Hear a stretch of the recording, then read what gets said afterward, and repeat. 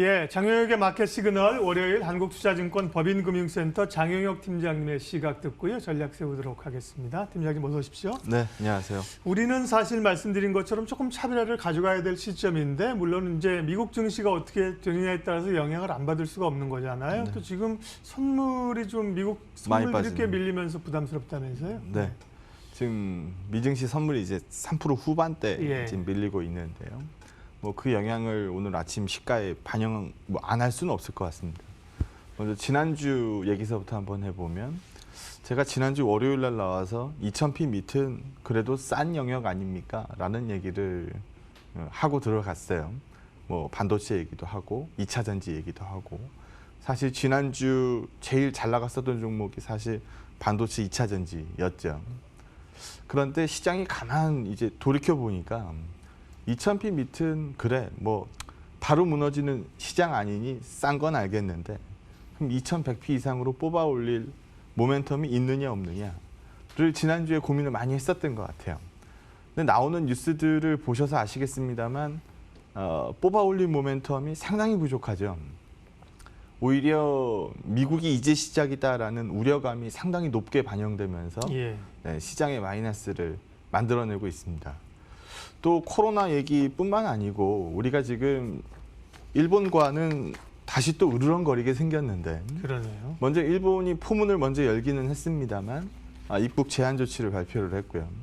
거기에다 우리가 즉각적으로 이제 대응을 발표를 하면서 우리도 마찬가지로 입국 제한 조치를 발표를 해버렸죠. 지난번에 이제 지소미아 이 종료 유예를 기점으로 해서 그래 뭐 여기까지 싸우고 말자라는 분위기가 사실 한인 관계의 이 정전 상태였었던 건데 이게 또 다시 한번 올라올 가능성도 배제하기 어려울 것 같습니다. 그럼 작년에 우리 이 일본과의 수출 규제 얘기 나오면서 소부장 얼마나 많이 죽었습니까? 그럼 또 다시 우리는 이 언더퍼폼 요인을 갖게 된다라는 거죠. 그래서 지난주 얘기했었던 거하고는 조금 달라질 것 같아요. 2000p 미치면 싸고 2100p 이상은 좀 버겁지 않느냐라는 게 지난주의 시각이었다라고 한다면 네. 금주의 시각은 2000p 밑을 싼 건 알지만 반영 안 할 수가 없다. 지금 뭐 모든 게 밸류에이션에 맞춰서 돌아가는 건 아니니까 사실 코로나 터질 줄 누가 알았어요. 그래서 이 일시적이나마 뭐 이게 좀 길어질 수도 있겠습니다만 밸류의 언더를 찍는 시장이 좀 올 것 같다라고 보는 게 맞을 것 같습니다. 하나씩 좀 살펴보도록 하죠. 먼저 수급부터 보시면은요. 지난주에 2100p 이상이 좀 버겁겠다라고 느꼈었던 가장 큰 요인은 외국인의 매도 때문도 사실은 아닙니다. 외국인은 2100p도 팔았고 2200p도 팔았고 2000p 때도 팔았어요. 근데 바뀐 거는 기관 수급입니다. 기관 수급이 그나마 막는 흐름에서 지난주에는 같이 손을 놔버리는 형국이 되면서 시장에서 매입 주체를 잡고 있는 쪽은 사실 개인밖에 안 남아버렸습니다. 이러다 보니까 외국인이 좀 팔고 어차피 투자 수급 주체 세 개밖에 없으니까 외국인 개인 기관 아닙니까? 그럼 외국인이 팔면 기관이 좀 힘줘서 받아주고 이렇게 돌아가면 그래 뭐 낙폭은 뭐 나와봐야 얼마나 나오겠어 이렇게 얘기를 할 수 있겠는데 이게 메이저 수급은 다 밀어버리고 개인 수급만 받기 시작한다라고 한다면 이거 우리가 정상적인 뭐 긍정적인 수급이라고 보기 어렵죠. 특히 시장의 방향성은 외국인 수급과 일치한다라는 점에서 봤을 때 상당히 부담스러운 요인입니다. 그럼 많은 분들이 이제 금리 얘기를 하죠. 우리가 지난주에도 전격적 금리 인하가 나올 것 같습니다. 뭐 수요일 예상했는데 하루 먼저 나왔었죠. 네. 우리 그 얘기도 좀 하고 지나가 보면 안 좋으니까 금리 내릴 거 많이 알고 있었던 상황에서 실제로 금리를 내렸다. 그러면 이거 호재일까요? 호재 아닐까요? 모르고 있었는데 인하가 나왔으면 물론 호재죠. 근데 알던 내용이 나왔으니까 사실 그 이후서부터는 뭐 똑같은 호재 사이즈로 보기는 좀 어렵고 코로나가 이제 워낙 커지다 보니까 이제 일각에서는 금리나 무용론 얘기가 나오는 이유가 사실 금리를 내리는 거는 수요가 죽었을 때 그러니까 소위 말해서 시장에서 돈이 더 많이 돌아서 더 많은 수요를 창출해 내야 될 때 이때는 어떻게 보면 필요한 조치인 게 맞습니다. 예전에 우리 금융위기 터졌을 때 뭐 주택 가격이 밀리면서 뭐 사실 모든 자산 가격에 이 버블에 대해서 우려를 하던 시절, 그때는 돈값을 떨어뜨려서 자산 가격을 밀어 올리고, 밀어 올린 자산 가격이 소비를 만들어내고 참 뭐 걸맞는 이 단계적 흐름에서 금리 인하는 굉장히 적절했죠. 근데 지금은 이 코로나는 공급망에서의 충격입니다. 중국이라는 생산 공장이 안 돌아가기 시작했고요. 딱 우리만 보더라도 뭐 소비가 안 되니까 찍어내는 것도 당연히 제한될 수밖에 없는 거고, 중국으로의 수출이 막히고 뭐 수출이 줄고, 그러다 보니까 우리가 YOY 대비해서 뭐 11% 이상 뭐 대한민국 2월 수출이 줄고, 뭐 이런 부분들 공급망에서의 충격이거든요. 애플의 아이폰이 안 팔리는 게 아니고 중국의 퍽스콘에서 가동률이 50%밖에 못 나오고 있는 형국. 이건 공급망에서의 이 충격입니다. 공급망에서의 충격을 금리 인하가 얼마만큼 상쇄해 줄 수 있느냐. 수요에서의 위축이 아니고 공급에서의 문제가 생긴 지금 현 상황을 금리가 얼마만큼 막아줄 수 있을 거냐. 오히려 지금 이렇게 금리를 미리 떨궈 놓으면 정말 우리가 위기가 왔을 때 운신의 폭이 좁아지는 거 아니냐라는 우려감들이 나오고 있습니다. 그래서 뭐 연준의 금리 인하 카드야 뭐 써먹을 수 있는 카드였지만 지금 추가적으로 내린다 하더라도 시장에서는 소위 약발이 옛날만큼은 안 먹힐 수밖에 없는 거죠. 그런데도 불구하고 시장에서 그나마 긍정적인 요인을 찾아보세요라고 얘기하는 그림들을 몇몇 개 가져왔는데요. 여기 한번 보시면 국내 코로나 확진자 수가 줄기 시작했다. 일별 확진자 수가 줄기 시작했다. 물론 안심하기는 이릅니다만 뭐 상당히 다행스러운 부분이죠. 특히 우리가 대구 경북 지역에서 상당히 좀 집단 감염 상태가 높았던 상황인데 그런 부분들이 조금 이제 잡혀 나가면서 조심스럽습니다만 뭐 피크아웃 타는 것 같다라는 얘기를 시작합니다. 근데 우리는 그런데요. 미국은 이제 시작했죠. 지금 뭐 워싱턴 마찬가지고 뉴욕주도 마찬가지고 비상사태 선포합니다. 그러면은 이런 우리가 똑같이 느꼈었던 불안감들이 미국에서 나오고 있다라는 거거든요. 제가 다음 코너에서 미국 시장을 좀 더 자세히 들여다볼 텐데 우리 국내 확진자 수는 줄었지만 부담을 끌고 갈 수 있는 요인들은 여전히 미국 시장에서 높게 형성되고 있다라는 점에 주목을 해야 될 것 같고요. 물론 우리 확진자 수 떨어지는 건 정말 다행스럽습니다만, 두 번째, 빅스가 튀어올랐다. 옛날 같으면 우리가 지금 코로나 사태라는 특수성을 빼고 옛날 같으면 우리 이렇게 읽었을 거예요. 야, 빅스가 말이야. 한 번 튀면 꼭 떨어지게 돼 있어. 이번에도 빅스가 튀었으니까 떨어질 거야. 빅스가 떨어지면 시장은 반등 나오는 거 알잖아. 이게 옛날에 우리 정석적인 해석 방법입니다. 그런데 지금 돌아가는 꼴이 보아하니 빅스가 떨어진다 하더라도 과거처럼 이런 그림을 못 보일 가능성이 굉장히 높거든요. 오히려 빅스가 좀 높은 구간에서 등락을 보일 가능성을 배제할 수 없습니다. 그래서 빅스 값이 튀어 올랐다가 과거 같으면 빠지는 게 일반적 그림인데 지금 여기서 빅스의 레벨업, 뭐 지난 몇 년 내 최고가라 그래요. 지금 빅스가 몇 년 내로 최고로 튀어 올랐습니다라는 기사들은 많이 보셨을 테니까 2015 이후에 뭐 5년 내 최대치인가 그렇게 지금 기록하고 있거든요. 그래서 이 부분도 시장에서 한번 체크해 보셔야 될 것 같고요. 우리가 MRI 값이라고 부르는데 내일 시장의 모든 종목이 다 하한가를 쳐도 MRI는 맥스가 1입니다. 맥스가 1이고 미니멈이 제로예요. 그러면 지금 과거 같으면 MRI 값 튀었다가 빠지고 이거 일반적 그림이니까 올랐으면 받아내자. 이게 옛날에 정석적 해석이었다라고 한다면 지금 MRI 값이 튄 상태에서 높은 구간, 빅스와 마찬가지로 높은 구간에서 형성될 가능성도 배제할 수 없는 상황이거든요. 그래서 아마 이런 부분들이 2000p 밑이 싼 건 알지만 반영을 할 수밖에 없는 이 구간으로 들어가고 있는 거 아니냐라는 부분으로 설명할 수 있는 이 이슈들이라고 판단되고요. EMBI도 마찬가지입니다. 신흥국 가산 채권 금리인데요. 신흥국 가산 채권 금리가 언제 올라가요? 불안할 때 올라가죠. 신흥국, 불안한 곳에다가 돈을 빌려줄 때 가산금리를 받아야 되는 거, 이거 언제 더 받겠어요? 더 불안해지면 더 받을 수밖에 없는 거죠. 그래서 최근 이 코로나가 전 세계적으로 뭐 확진자가 10만 명이 넘었다라는 뉴스가 나오고 있는 형국에 갑자기 이 EMBI 값이 튀다가 말 가능성 별로 없어 보이거든요. 여기도 방향을 바꿔서 조금 과거보다는 높은 레벨로 형성될 가능성도 배제할 수 없는 상황입니다. 그러다 보니까 전체적인 위험 선호도를 얘기하는 지표들, 달러 인덱스가 사실 높으면은 안전자산 선호를 얘기하는 거고 떨어지면은 위험자산 선호를 얘기하는데 이번에 달러 인덱스 같은 경우에는 조금 해석을 달리해야 되는 게 이번에 누가 제일 세게 금리 내렸어요? 이번에 누가 제일 공격적으로 금리 내렸습니까? 미국이 하고 있는 거죠. 미국이 내렸죠. 그러면 미국이 공격적으로 금리 내렸을 때 달러가 강세 갑니까? 약세 갑니까? 약세 가죠. 이 그림으로 읽어야지 안전자산 선호도가 줄기 시작했습니다라고 읽기에는 좀 어려울 것 같고요. 이거 보면은 더 명확할 것 같은데 안전자산 선호도 높을 때는 구리가가 강세일까요? 금값이 강세일까요? 금값이 강세죠. 예. 위험자산 선호도가 높을 때는 상대 강도가 어디가 올라올까요?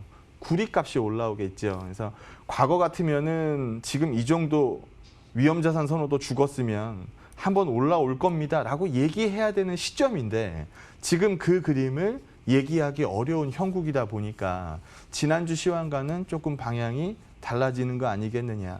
2000p 밑에 과거에 뭐 2000p 밑에서 난 받을 거야라는 자신감을 100이라고 봤었다라고 한다면 금주에서는 그 자신감이 뭐 50, 40 이렇게 떨어지는 그림이고 점점 더 우리한테 불리한 뉴스가 많아질수록 2000 밑에서의 자신감이 떨어진다라고 가정했을 때 과연 우리가 2000 밑에서 손가락을 매수 버튼을 낼 수 있는 자신감이 얼마나 유지되겠느냐.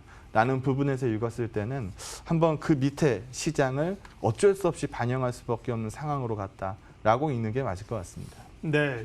지난 금요일 우리 코스피 종가가 2040이었는데요.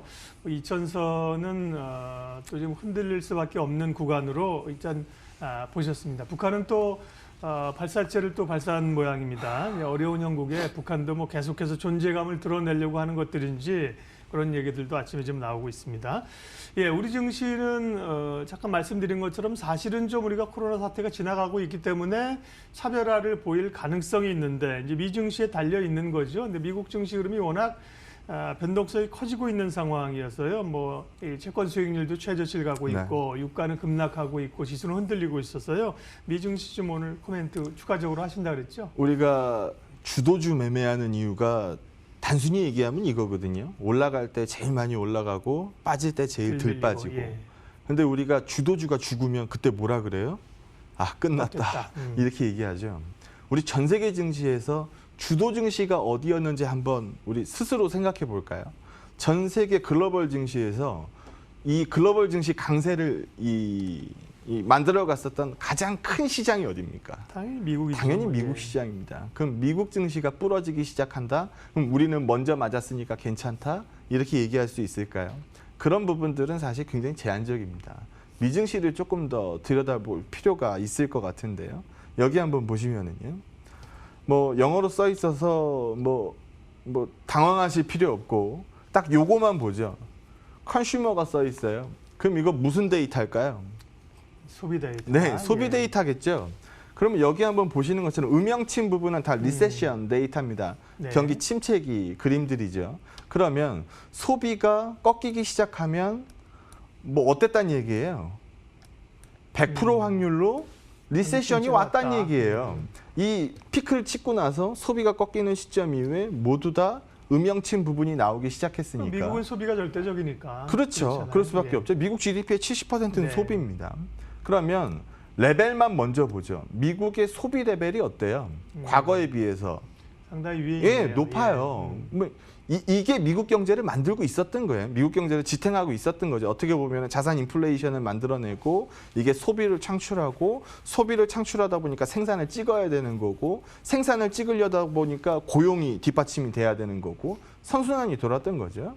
근데 만약에 이번 코로나 데이터가 뭐 바깥에 안 돌아다니게 되고 뭐 소득이 줄고 고용이 줄고 소득이 줄면 소비가 줄 수밖에 없는 거니 이 소비 데이터가 떨구기 시작한다라는 그림으로 방향을 잡으면 미 증시가 어떻게 움직일까요? 당연히 부담스럽게 움직이겠죠. 이에 반해서 시계열을 조금 더 당겨서 이거는 무슨 데이터일까요? 생산이군요. 네, 제조 매뉴팩처링 데이터. 나와 있으니까 제조 데이터겠죠.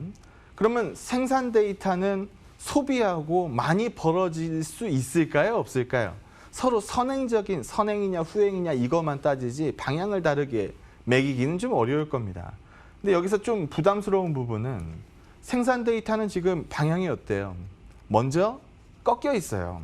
생산이 꺾여 있고 소비가 유지되던 시장에서 소비가 꺾이면 시장은 어떻게 될 것 같다라는 거죠? 약할 것 같다라는 거죠. 시장이 좀 밀릴 가능성이 굉장히 높아 보입니다라는 얘기를 얘기하고 있는 거고, 특히나 이번 코로나 충격이 소비를 밀어내릴 가능성이 점점 높아지고 있는 형국으로 흘러간다면 미증시도 약세를 불가피하게 반영할 수밖에 없다라는 거죠. 그럼 여기서 한번 보시는 것처럼 요거는 무슨 데이터일까요? 서비스업 데이터겠죠. 서비스 써 있으니까. 그나마 제조에 비해서 소비에 가깝게 위치해 있는 거는 서비스업 데이터인데, 이 서비스업 데이터는 어떻게 해야 돼요? 많이 돌아다니고 많이 먹고 쓰고 해야지 올라오는 데이터거든요. 근데 이번에 코로나 분명히 이런 부분들에도 마이너스를 매길 거라는 거죠. 그러다 보니까 미증시에 대한 우려감이 높아지는 형국이라고 보시면 됩니다. 근데 여기 보시는 것처럼 반론을 제기하는 게 미증시는 어닝이 강하잖아요. 어닝이 강하니까 안 밀리지 않을까요? 여기 한번 보시면 S&P의 S&P를 구성하고 있는 기업들의 어닝을 보면 참 좋죠. 참 좋은데 일반 기업들의 어닝을 끌고 와서 보면 별거 없다라는 거예요. 뭐 뒤집으면 얘기해요. 애플, 구글, 아마존 몇몇 개가 어닝을 리드한 거지 미국의 모든 기업의 어닝이 늘어난 게 아니라는 겁니다. 그래서 뒤집어서 얘기하면은 애플, 뭐 아마존, 구글, 뭐 이런 쪽에서의 어닝이 빠지는 이슈는 굉장히 빠르게 시장이 반영할 거라는 거죠. 그래서 이번 코로나가 그런 부분들에서 또 우려감을 얘기할 수도 있는 거고, 여기 한번 보시면 버블이라는 거는 지금 당장은 몰라요. 터지면 알죠. 근데 여기 한번 보시면 이거는 GDP 대비해서 시가총액의 위치를 보여드리고 있는 건데, 우리 2000년도에 뭐 있었어요? 닷컴 버블 있었죠. 07년도에 뭐 있었나요? 금융위기, 하우징 버블이 있었죠. 지금은 그때 대비해서 이 GDP 대비 시가총액의 비중을 보게 되면 과거에 비해서 레벨이 굉장히 높습니다. 네. 그래서 우리가 버블에 대해서 우려하는 시선이 높아지는 형국에서 미국의 소비가 꺾어질 수 있는 데이터들이 많아지면 많아질수록 시장의 부담은 높아지는 거 아니겠느냐. 게다가 우리가 가장 근래에 경험했었던 버블이 하우징 버블이니까 인플레이션 데이터에 비해서 이 집값의 이 탄성을 봤을 때는 굉장히 좀 많이 벌어져 있죠. 그래서 이때보다 더 벌어져 있는 시점이다 보니까, 그래서 또 다시 한번 버블 값에 대해서 우려를 시장이 하기 시작한다면 잘 나가는 미증시가 과거 같지 않을 수 있다. 그럼 우리 증시도 먼저 선반영했지만 상당 부분 묻어서 반영할 가능성이 크고, 빠지는 과정에서 우리가 상대적인 아웃퍼폼을 보이기에는 상당히 좀 부족하지 않겠느냐.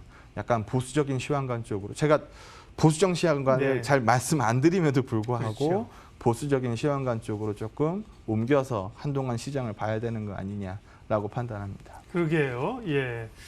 부담스럽네요. 장영혁 팀장님도 그렇게 시장을 읽으실 정도의 주변 흐름들이 그렇다는 겁니다. 예, 정리 한마디로 해주십시오. 네.